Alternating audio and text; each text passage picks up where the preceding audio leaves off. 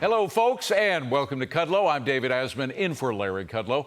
Well, the president's Hunter headache is getting worse by the day.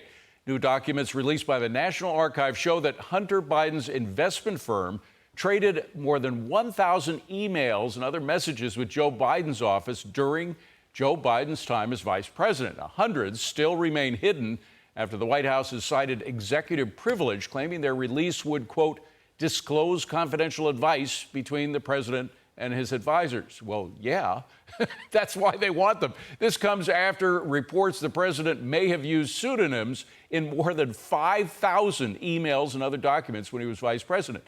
Joining me now to talk about all of this is Gregg Jarrett. He is a Fox News legal analyst, and of course, he's also author of The Trial of the Century. It's really the book of the century, about the trial of the century. And Jason Chaffetz, former Utah congressman, Fox News contributor, fellow at the Government Accountability Institute, and not to be outdone by Gregg, also author of The Puppeteers. Gentlemen, great to see you. Thank you for being here.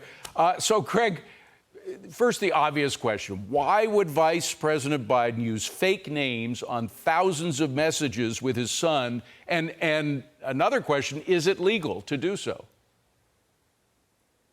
Well, Occam's razor, the most obvious answer is usually the correct one.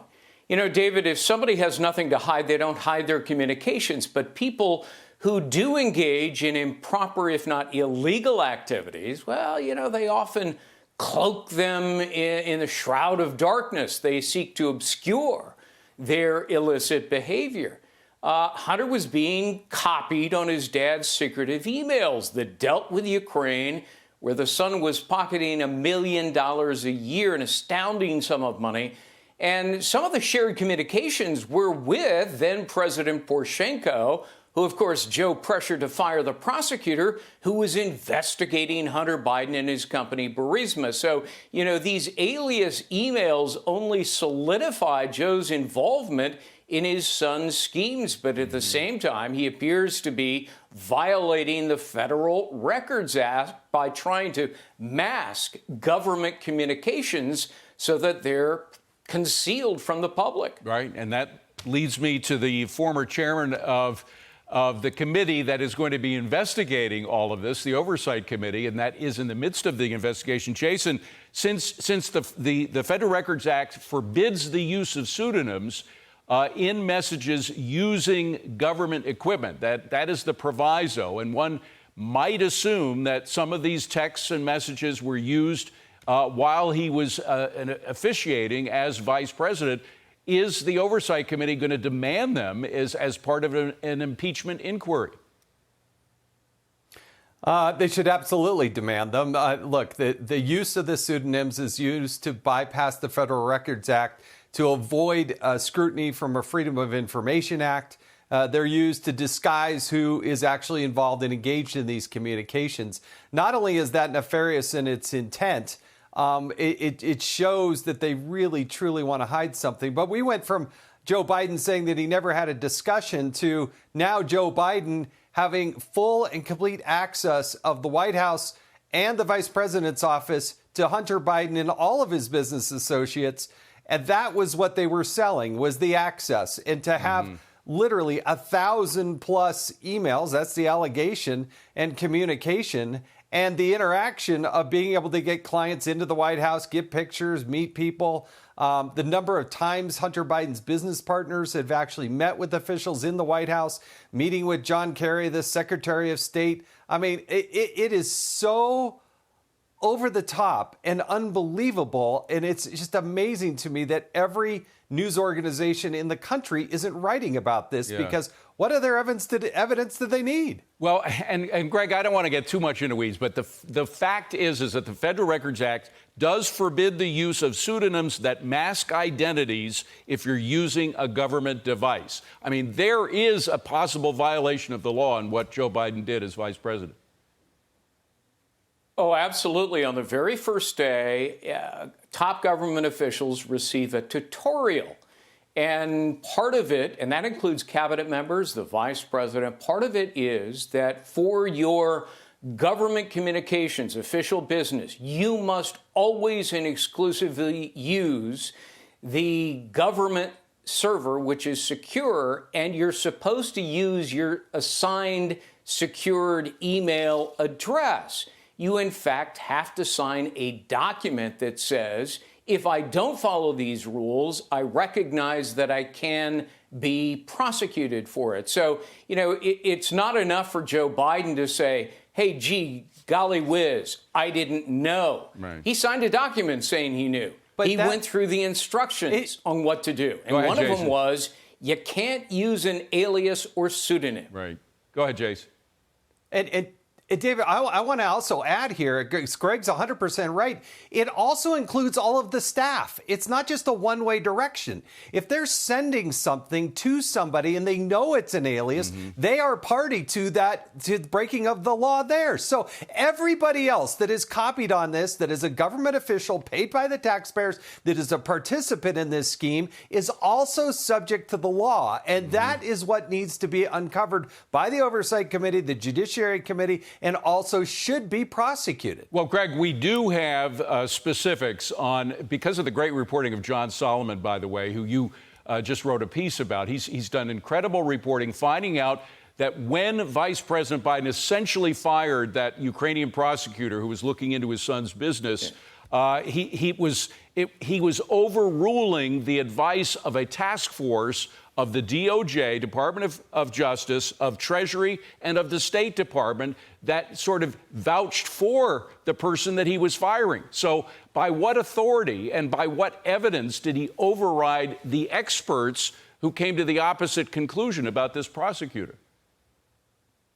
Yeah, the experts were the State Department, Justice Department, and Treasury Department, all of whom said, don't fire the prosecutor. He's doing great work getting rid of corruption. What does Joe Biden do? He defies the policy of the Obama administration, apparently to help his son continue to receive truckloads of money. So, this Burisma scandal alone contains compelling evidence of influence peddling, which the criminal codes describes as bribery, using your public office to confer a benefit in exchange for money.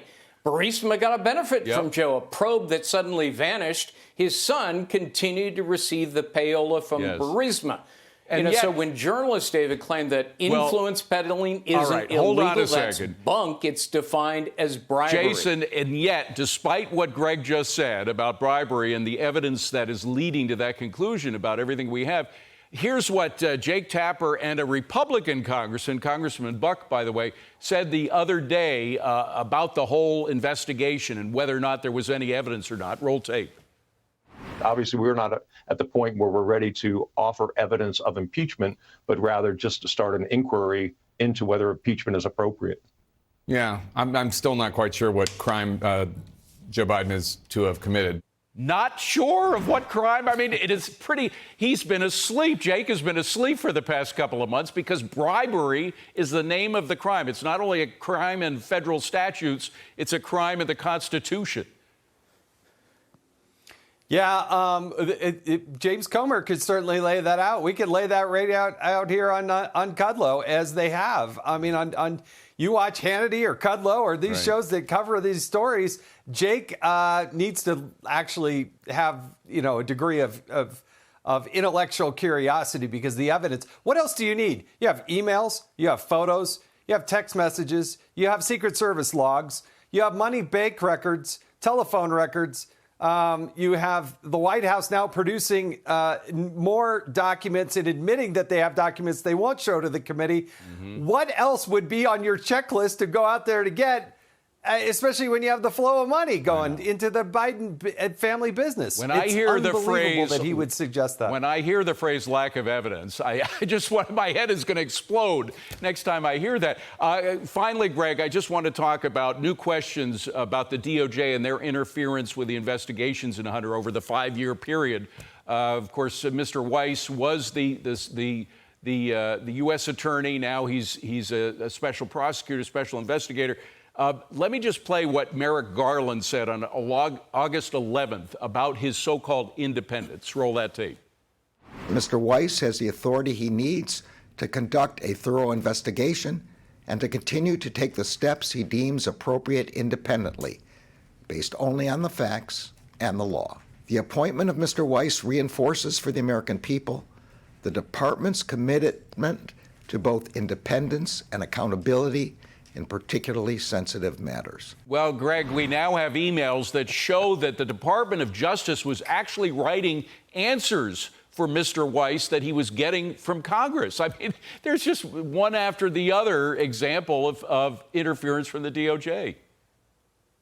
Yeah, those emails show that Merrick Garland wasn't telling the truth when he claimed Weiss was independent. Every time Congress was sending questions to Weiss, they get answered by Merrick Garland's DOJ. And the other thing they were asking about is this top assistant attorney general who apparently may have been involved in the Hunter Biden investigation at the DOJ, who had previously worked for the law firm defending Hunter Biden. Right.